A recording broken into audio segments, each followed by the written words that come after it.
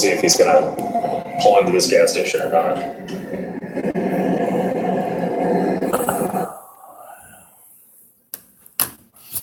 Rotate. Okay. At 6 o'clock, give or take. And I've been talking about Olga Kluber. Now, I've kind of told many stories how I grew up, who my mentors were, how I was, by Providence, kept out of the Lion's Gate, how I was kept from being thrown, like all children in the modern illusionary world, thrown into the grips of depravity and despair, just by mere materialism, just by how people think reality is. So, as I said before, I was given the providence as a young lad to have great passion for electricity. That passion took me to a place where I saw things that most people, even who were engineers, didn't see. And when you realize that we, in the five senses, we only get to see, understand, experience 0.0005% of what's in the universe. Humanity at this time thinks it's so advanced. Well, we're no better than monkeys with Bic lighters. And what most people think, humanity's only been around, a few thousand years. No, humanity, we don't even know our history, who we say we are isn't even close. I keep saying that we're just ugly bags of water. 98% of our body is water, and we're in this bag holding it. And we're kind of kept alive through certain trace elements. And those that understand prana and chi, those are the magic.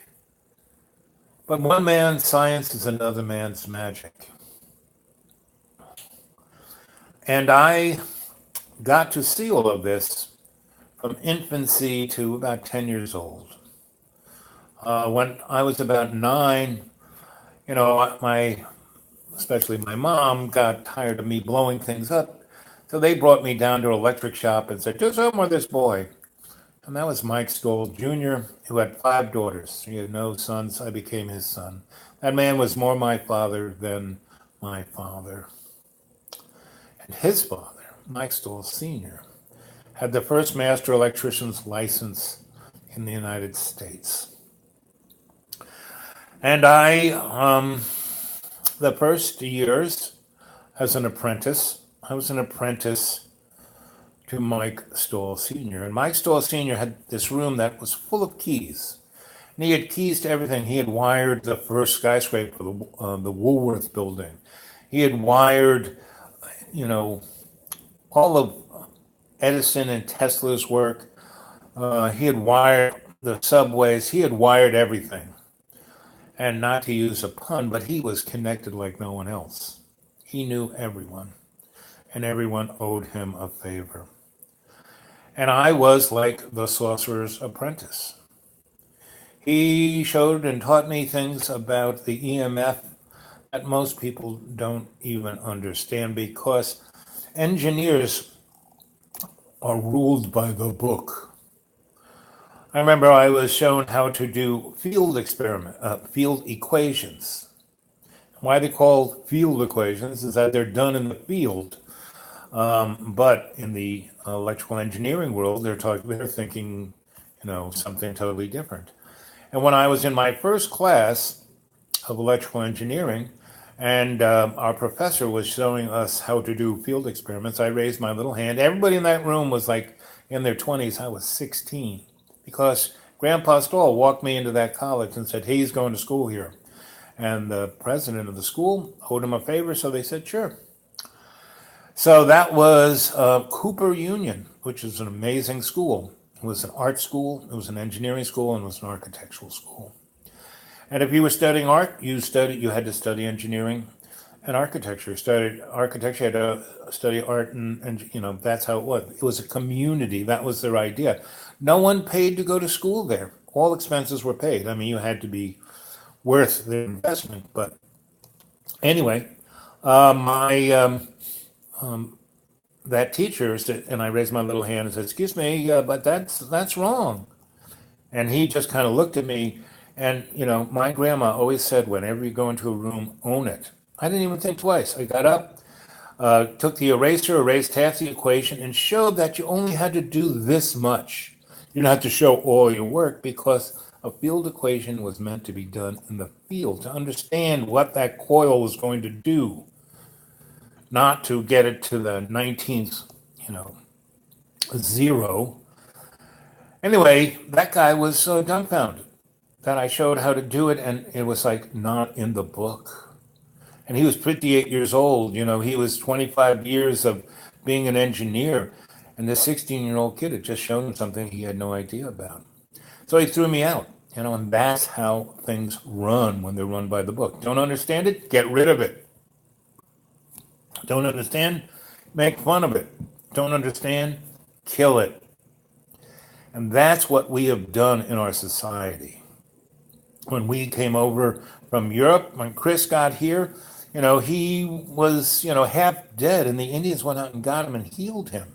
And when he had the energy to write in his journal, he said, the natives here are beautiful, generous, handsome, honest. They'll make great slaves. And we have enslaved this land, this planet, through materialism. When every empire dies, and then historians later on pick it apart and say, well, why did that happen? And when, 1,000 years from now, people are wondering, what happened to America?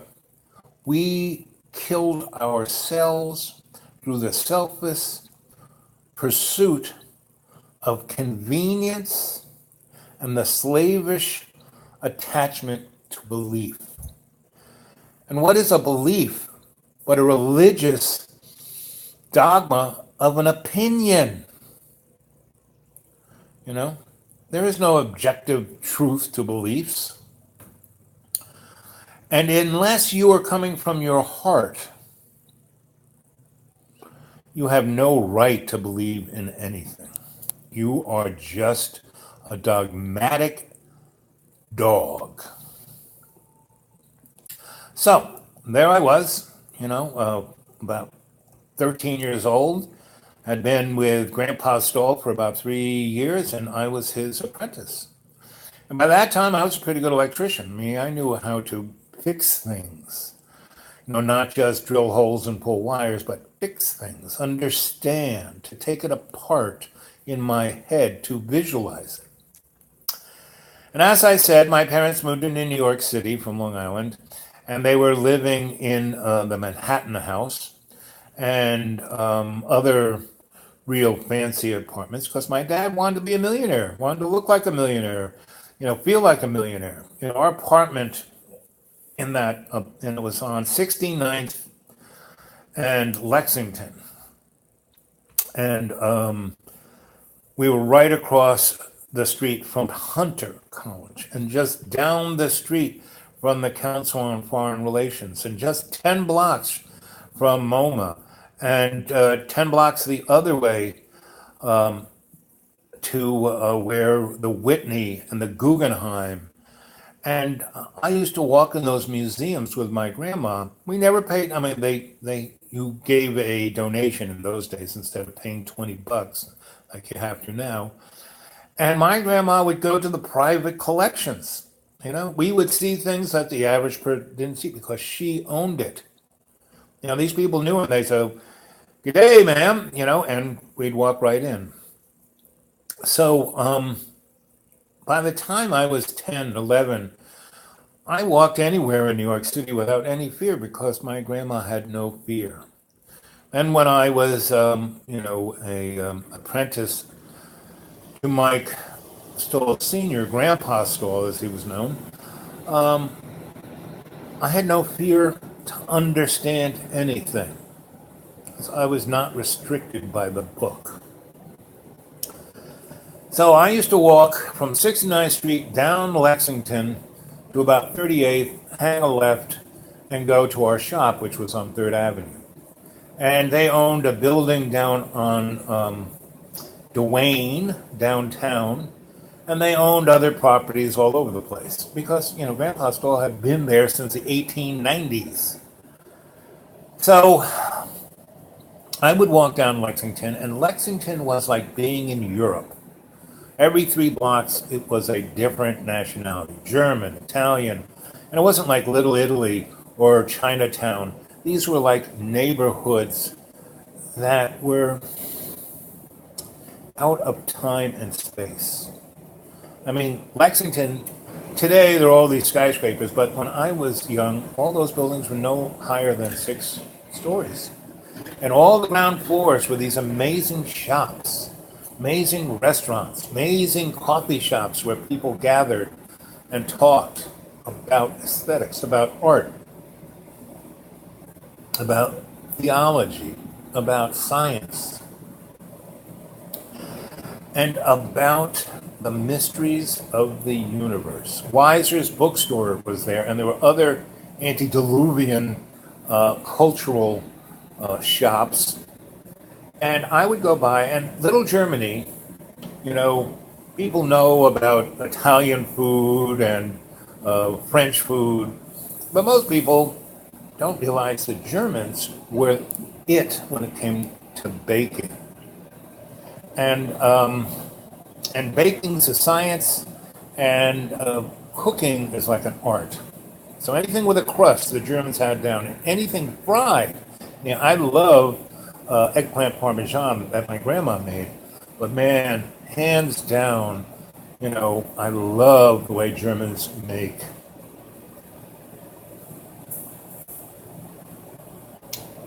They fry everything to perfection. So, I'm walking down every day to go to work about, I would get to work around 8. I would start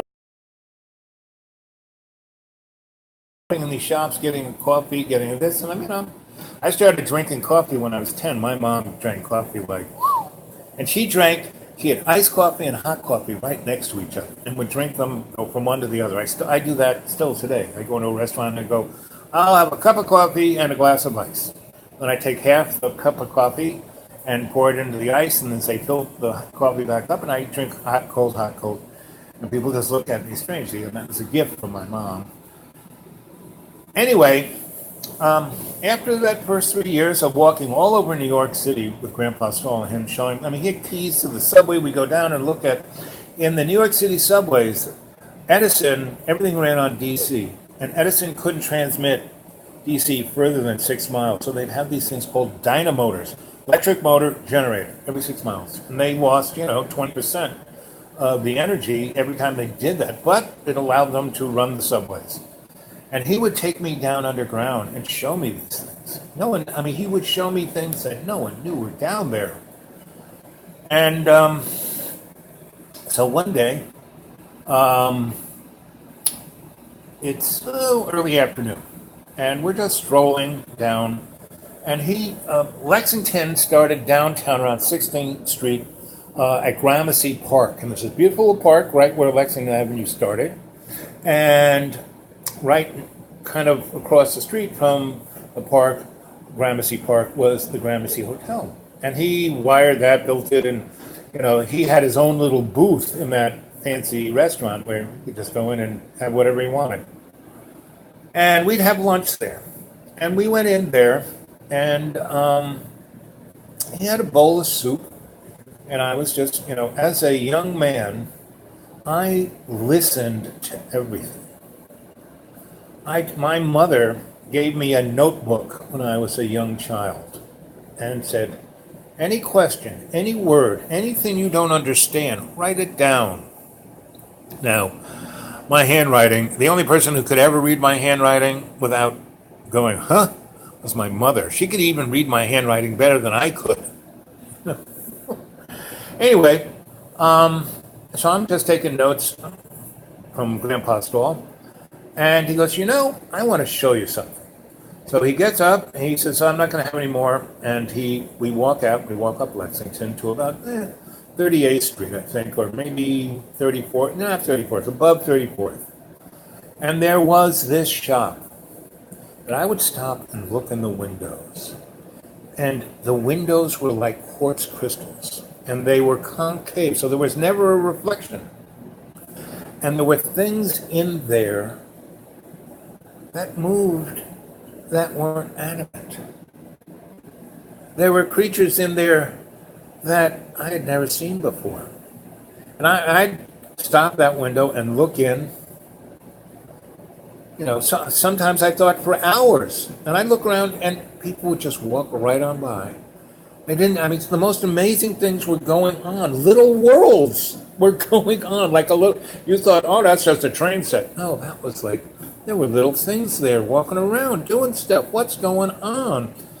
And so for a good year, I had been stopping and, either going to work or not so much going to work because I always wanted to always be punctual. My Aunt Grace told me always to be punctual.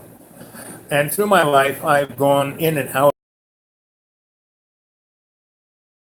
I learned to always be punctual. And sometimes I can be frustrating because no one else is. But when I was the mystic, groovin' disco electrician in my early 20s, my nickname was Anytime because I said, I'll see you Thursday at 6, right? And I'd show up Thursday at 6 and they'd go, Al, where are you? I said, what's 6? And I said, yeah, I'm here. And they said, yeah, but you were supposed to be here last week. And I go, oh, I'm bad. But after 27, a friend of mine said, hey, you've got to stop being anytime and be on time. From that point on, I was. And it changed my life because it made me able to see things that I stopped seeing. But early on in my apprenticeship of life, I was very punctual. Up until I was about, 20, 21, 22, when I was like I said, the dude. That's why I'm the dude awake at 42. Anyway, so Grandpa Stoll, we walked up Lexington and we stopped at that shop. And he says, what do you see? And I say, a whole new world. He goes, that's right. And he walked through the door and we went in and the shop, as soon as we opened the door, changed to a shop. A little bell rang and there was very old world shop and all these shelves and had a ladder that moved around the whole shop. And the back wall of the shop was a mirror, right? And so there's no one in the shop, right? And I look around and he goes, just a moment. And the mirror shimmered and out walked a 4-foot, 8-inch, unbelievably beautiful woman.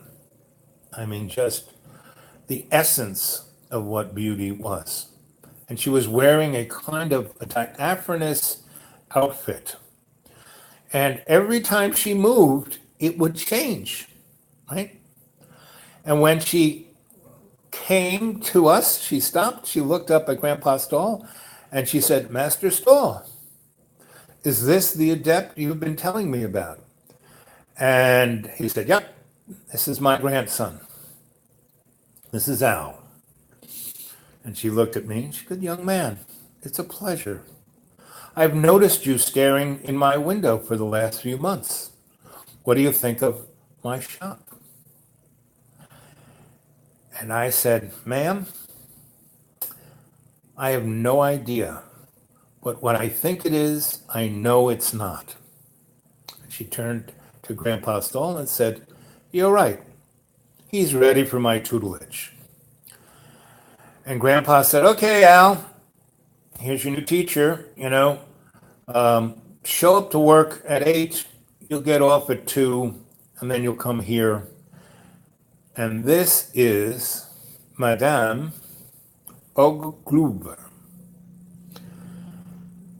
And I said, okay, Grandpa. And he just turned around and said, Madame, I will see you later. And he walked out of the shop. And she said, follow me. And I followed her, and we went through the wall. Was a translucent field of energy. And on the other side was another world. It was a forest.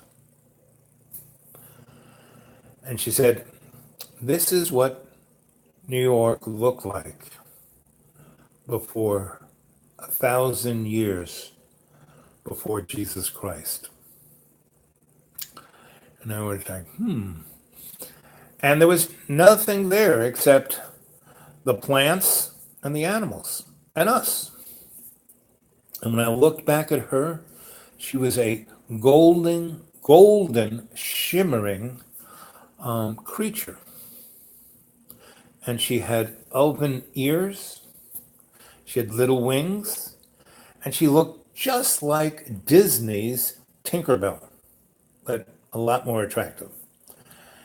And she smiled and she goes, yes, I am Tinkerbell in some people's minds. And she said, the book of Peter Pan is actually true. And she said, the lost boys are young men who were tired of their society and walked through that wall and stayed here. Not everyone can walk through that wall. You have to be a certain frequency. And Grandpa Stahl told me that you were ready for my tutelage. And the first test was you being able to walk through that wall. You didn't even think twice. You didn't even understand. You didn't even know you were walking through that wall, but you did it anyway. And that is the sign of a true adept, a person who organically can accomplish the task at hand, even if they do not know what the task at hand is, because they are not restricted, not incarcerated by what the material world, what their five senses are telling them. They are represented by the ability to leave aside and experience things through not just their five senses, not just their fear. Because she said, belief in something is the fear of everything.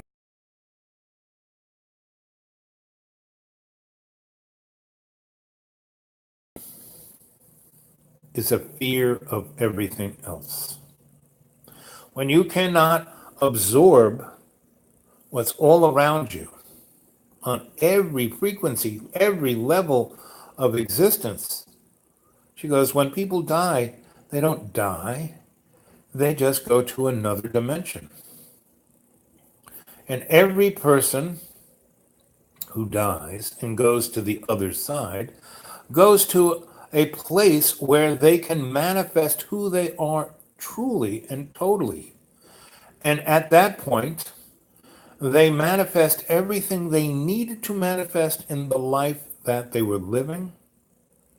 And then they are given a choice to go back to the material world, to be born again, reincarnated, and to live other experiences so they can ascend their soul. Or they can stay in that place on the other side as that they experience, that personality, and go further and ascend to a certain level within the construct of that personality. And she said, true adepts can do both at the same time. And that was my first day of being an adept, cognitively appreciating what being an adept was.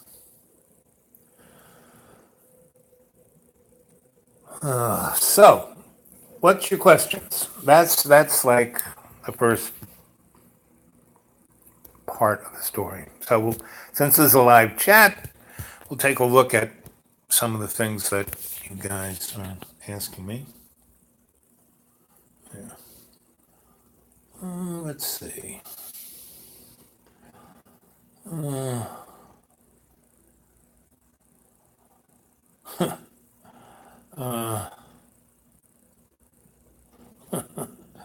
John's going on about process. Well, I'm a storyteller. I'm not really big on process.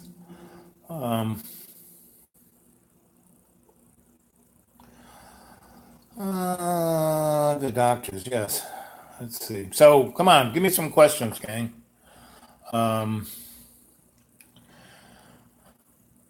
Okay, let's see. What else can I say about Madame Olga Kluber? She was more than German. And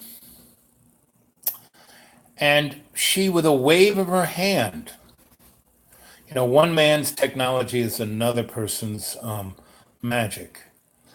And her essence was, in essence, a technology because she could travel time and space. She understood the harmonics of the spheres.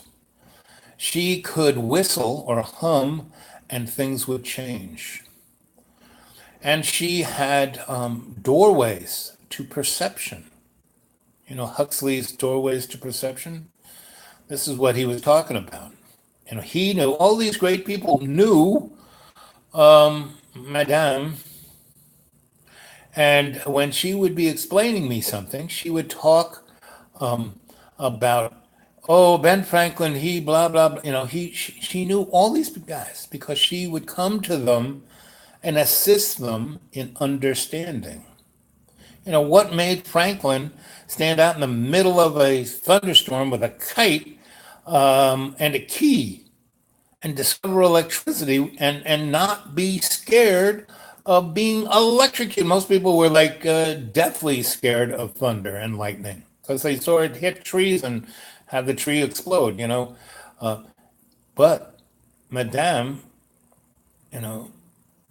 tutored Ben Franklin in the arcane and esoteric understandings of physics way beyond that period of time. Explained to Dante what heaven and hell was, and he wrote his Grand Comedy. Described Midsummer's Night to Shakespeare. Gave the understanding of sexuality, to the man who wrote, I hate it when I forget stuff, but anyway, things aren't what they seem to be.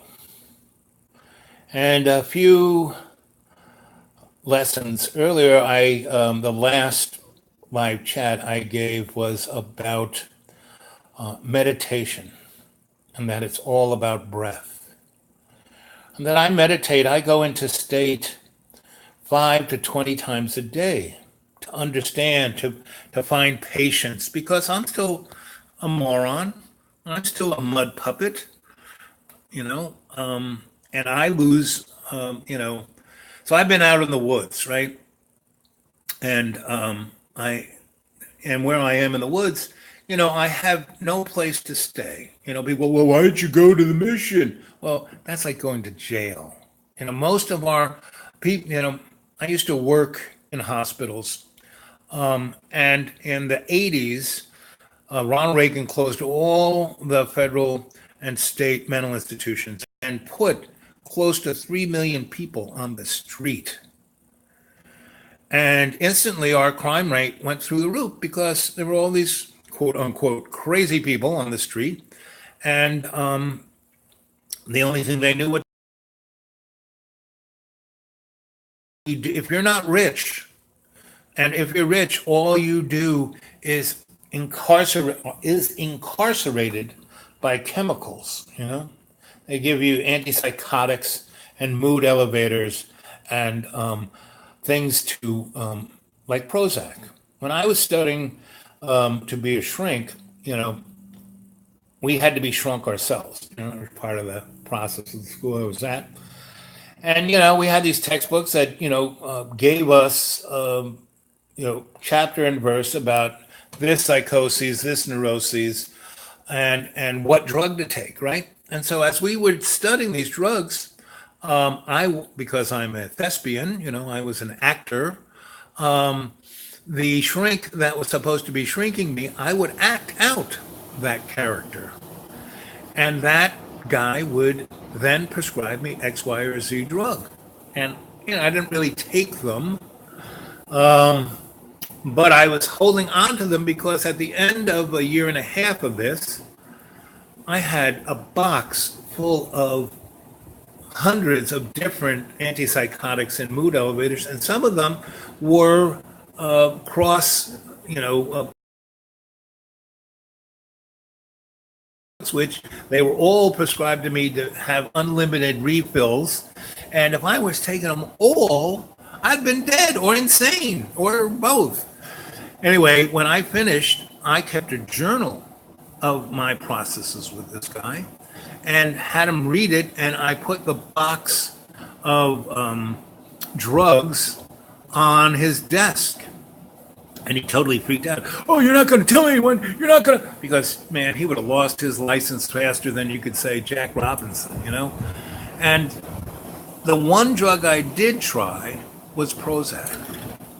And that drug was a devil drug because I only took it for the 30 days that first prescription. And I said, okay, I didn't really feel any different. I really didn't feel, happy or drugged or high or anything. I just took it as it was prescribed to see what it would do. Because it would just come out and everyone was taking it, and everyone was saying how great it was, blah, blah, blah. So I did not refill it. And I had a withdrawal, worse than probably heroin, And if I didn't know how to meditate, if I didn't know how to go into state, I would have been lost.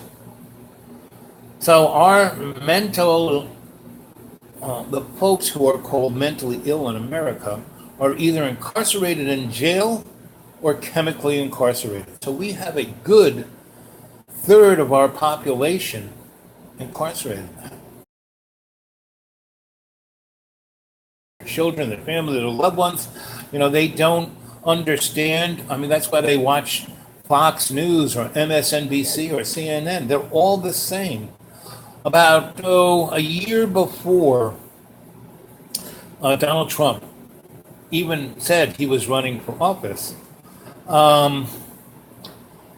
maybe 6 months, I was working at a church. And the church was a very nice church, had a great history, but it was beautiful. It was middle of town, and the bottom line was they had about 40 people left of their church. Their minister was in his 70s. So that church was going to die, and their board didn't want to and turn into a coffee shop. So they got this young firebrand minister who was known for community activism, and he and I had known each other because we would go to these same community meetings on how to deal with police brutality and racism and economic inequality and da da da da da da. And he was all about volunteering, And he liked me because I could turn a great turn. And he was looking for a corporate logo. And I said, buddy, why don't you take this as your corporate logo? He said, what's that? I said, let us help you help others. And bingo, he trademarked that right away. And that's kind of what got him his notoriety through doing community service and getting, college kids. And he just basically was, using them to do work for projects that he wanted to do. And then, these kids needed, the new millennials are considered to be more socially conscious, but they're not. It's just that their college that they go to now makes them do community service to get their degree. So they kind of do it. So anyway, he kind of got me to, when he got this church, I want you to be the community guy. That's your thing. That's what you do. You talk to people, you get people to work together, you organize, let's do that. I said, okay. So he gave me full reign to do whatever the heck I wanted to do while he was, being the poster boy. And so, because it was located right in the middle of town, it was like right by the court, right by the city hall, right by where the homeless folk were at the mission, and surrounded by all these big churches, the mega churches that had thousands of people belonging in, and made money like you couldn't believe. And in that city, there were 600 churches, and only 11 did anything for the community, and all of them were locked down. They never had unlocked doors. Back in the day in New York City, where I grew up, all the churches were open. You could go there 24/7, just walk in, sit down, pray. None of the churches in this town had that. Anyway, so I started a thing called, and the church that we had a beautiful sanctuary, where the church was, where the service was, and then they had a community space down below that was, could easily sit 200 people for a meal. They had all these tables, and I started a thing called the No Fear Cafe. And I wanted, because it was so close to the courts and the politics, I wanted to serve food that everybody would want to eat, and they would come, and the homeless guy would sit next to the chief of police, who would sit next to the judge, who would, and they'd all be at the same table, and they could all talk and see who they were. And in the evening on Tuesdays, Tuesdays were called Action Tuesdays. So this church had a great sanctuary. If you want to do music or theater or anything, not a problem. And it had a bunch of, it had a daycare center, it had classrooms, but never used. So if you wanted to teach dance, if you wanted to teach anything, you wanted to run the daycare center. So I started really torquing that place up. And on the Action Tuesday, I would make a big pot of soup and a salad and feed whoever came through the door. And if a group wanted to have a group meeting, that was Action Tuesday. If they want, anything action, positive movement towards community service, that's where it went. Anyway, so this one guy calls me up from the Workers' Day, that union worker commie newspaper. I didn't even know they were in our neighborhood. But anyway, he said, hey, I hear you got this space. I have these two women from the Ukraine, and they would love, and they're on a lecture circus, and one of our guys is taking them all over America, and they're telling the story of the Ukraine and how Russia has interfered with their political system, blah, blah, blah. I said, sure, that's Action Tuesday. Show up Tuesday, and they can, I'll put it in our, our little Facebook and their, our little thing saying this is going up. So a couple of weeks passed, and they could all show up. And there were these two Ukrainian women who were in their 40s. And they had both grown up in the Russian scene, and they were both quite well educated as mathematicians and scientists. They were like basically rocket scientists. And they were adepts. They were what Madame was talking about. And yet they were kind of distracted, first by the belief of communism. Communism fell, the belief of money and materialism. And one of those women started, because she also had a doctorate in psychology and sociology, she started an advertising,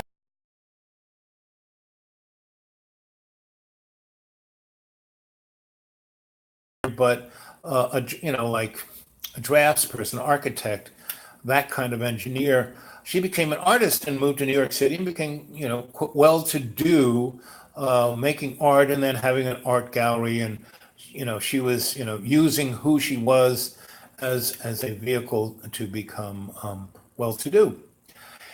Anyway, they both experienced the revolution, which Mr.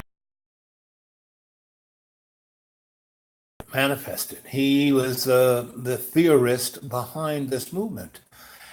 And so they came and they were, they showed up around 5:30. It was February, so it was already dark, and they were cold and shivering and really tired. They'd been on this tour trying to tell this story.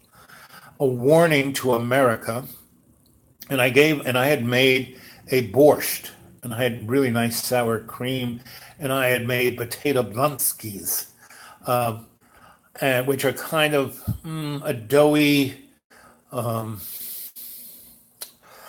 Oh, it's a Polish thing.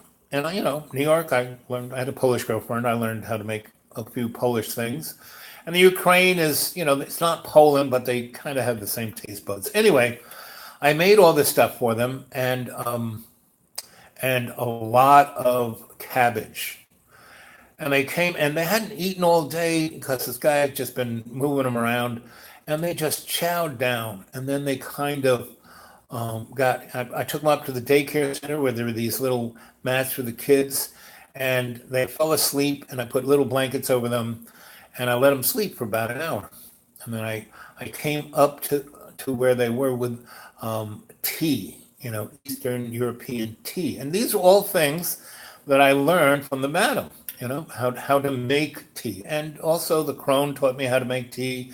And my sensei in Vermont, my Japanese sensei, who taught me Chinese medicine, Filipino medicine, and Japanese medicine. But the first thing he taught me was how to make tea. Anyway, so I brought them tea and we sat on the floor, and they started. They said, "Wow, that was a great meal. We really needed to sleep, and this tea is really in the spot." And I had these little almond cookies. They started eating the cookies, and one girl started to cry. She goes, "My grandma used to make these." I said, "Yep." Anyway, so I said, "So girls, tell me your story. What's this thing? What are you going to tell?" I got a crowd showing up, and I just said that you were women from the Ukraine to talk about the revolution going on there. And this was the same year that the aircraft had gotten shot down. And so, no, not so. It was like maybe 2 years after that. So, but it was about a year to 6 months before Donald became president, or I think he had already come down the escalator. But anyway, so they said we're here to warn the American public because what happened in the Ukraine is happening through the thumbnail of their speech. And they basically said that about 2 or 3 years before, about 5 years after the curtain fell, and everyone was rushing to become part of the EU and part of, materialism and get their Audi and start their business. They went from state television to, cable television to satellite television. And she said that around 2012, 4 TV stations came online, like overnight. And she said back in the day, there were, basically four different political aspects of the Ukraine. There was, the traditionalists, the guys wearing the Laudenhosen and slapping their legs and dancing in wooden shoes. And then there were the people who were commies. And then there were the people who were Nazis. Like when the Nazis rolled into Russia, they first went through the Ukraine, and the Ukrainians, a good portion of the population, you know, uh, gave flowers to the oncoming German army because they didn't like the Russians, right? And so they thought the Nazis were going to set them free until the Nazis started wiping them out just because they didn't say Sieg Heil. And, they were taking out their Jewish friends and artist friends and intellectual friends. So that's why they went back to the commies. And then after the fall, there was the EU guys who was all about the Benjamins. And so everyone was distracted in those beliefs. And then they had four different medias, print, that represented these things. There were TV stations like MSNBC, CNN, and Fox that were representing those four things. There were newspapers and radio stations that weren't never there, but then they were. And they didn't even have advertising. They were just spouting ideology and propaganda to make the public hate each other. And that's what the madam always said, is that when you believe in something, you're ready to kill. It's when your heart is open and ready to listen to what anyone has to say, and that you have empathy to hear that conversation. That's when you're going to get something more than what you think you want. So these girls tell this story. We have an audience of about 20 or so, and they're the usual suspects. There's the conservatives, there's the liberals, there's the this, there's the that, and they don't even listen to the girls. They start arguing about Hillary and Obama and Donnie and George W. And they just go on and on and on. And the girls have some amazing photos and video footage and, eyewitness experience. And they had an amazing connecting it to us, saying, watch out for this, guys. If you see this happening, if you hear someone talk about fake news, watch out. If you, see people calling, where you are asked to not believe what you see in front of you, watch out. And they all said, listen, the news has been fake since day one. It's always been propaganda. Whoever, like someone once asked Thucydides, who's the father of written history, Thucydides, so, what's history? And Thucydides said, whatever the Romans pay me to write. And guys, that's where we are now. And I had the great blessing to just have continued amazing teachers, one after another. And they all had the basic premise, oh, this kid Al, he's an adept. He is, and he right now like Gumby, and I can help mold him. And hopefully he will, when it's his time to teach, when it's his time to be the sensei, when it's his time to be the rabbi, the guru. And I've been all of those. You know what a guru means? It means teacher. You know what the word rabbi means? Teacher. You know what the word sensei means? Teacher. In all these cultures, teachers are the most respectful. Not the rich guy, not the head of the corporation, the teacher. So the girls were like just heartbroken because first their heart was lifted up by me giving them an amazing meal because all they've been eating was cheeseburgers for the last 4 months. And then I gave them a real meal of back home and then let them sleep and then brought them tea and almond cookies. And they just were like, oh, wow, maybe these people will listen. And they were worse because they thought they knew. They were liberals. You know what a liberal is? Someone who feels guilty about being racist. Today is the 1-year anniversary of Charlottesville. And Charlottesville is where the University of Virginia is, and it's the most liberal place. Everyone thought it was great, but 20% of the population in Charlottesville was black. Yet you could never see them; they were invisible. And the people, and Homer said, the way you judge a society is on how it treats its most forlorn, the poor, the sick, the people who, instead of putting people in jail, you give them assistance so they don't do that same thing again. So, it's now 50 minutes, and I've just touched the edges of the story. So, it is now, I don't know, 6, oh, look at that, it's almost 7:30. So, all you night owls that are akin to me, I'm going to start up again at 10 p.m., right?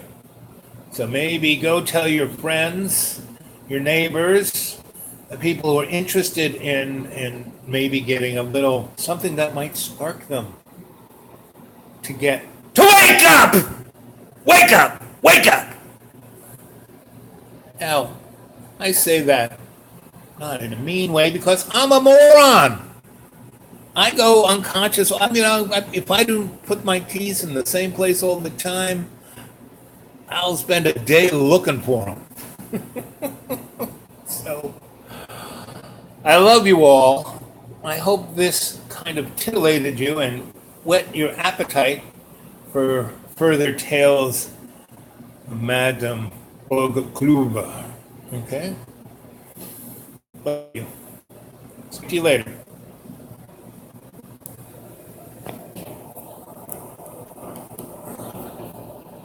You want to stop streaming? Yes, okay.